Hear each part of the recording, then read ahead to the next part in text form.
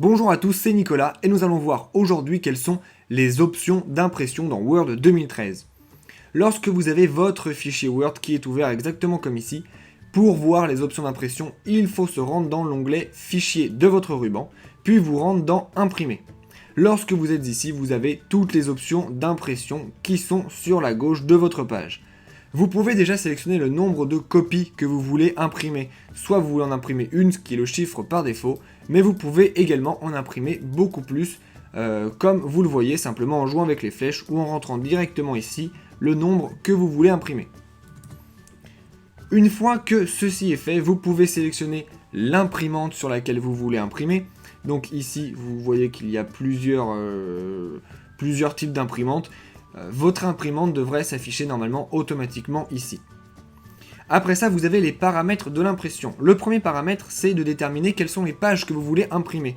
Par exemple, ici, vous voyez que par défaut, vous imprimez toutes les pages, mais il y a d'autres options comme par exemple imprimer simplement la sélection, la page active, ou bien faire une impression complètement personnalisée. Si vous voulez savoir comment faire ceci, je vous conseille de vous rendre dans la description de cette vidéo où vous trouverez un tutoriel dédié à l'impression personnalisée.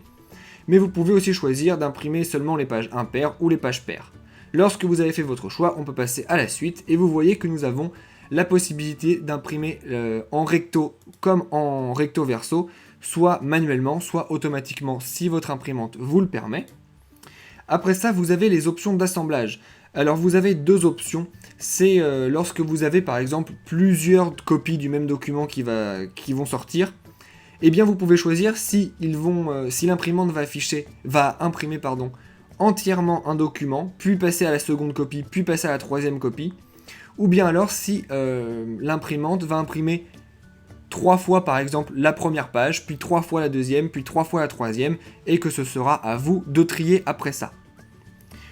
Dans les autres options, vous avez évidemment la taille de votre papier. Vous voyez que là c'est A4 par défaut puisque c'est la majorité des impressions, mais vous avez également les lettres US, du A3, plein d'autres types d'impressions et vous pouvez également personnaliser ceci, donc comme ça vous pouvez vraiment faire ce que vous voulez. Vous avez aussi les marges.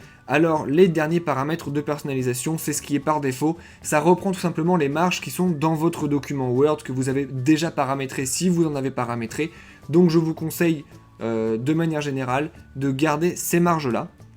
Et après vous avez le nombre de pages que vous voulez imprimer sur chaque feuille que vous pouvez mettre à l'échelle du papier tout simplement, ou bien paramétrer directement avec les réglages rapides qui sont ici.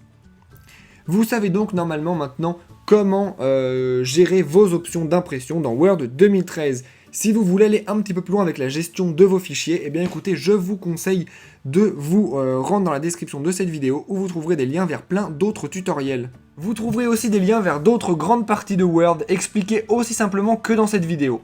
Et pour ne rater aucun tuto, abonnez-vous à la chaîne.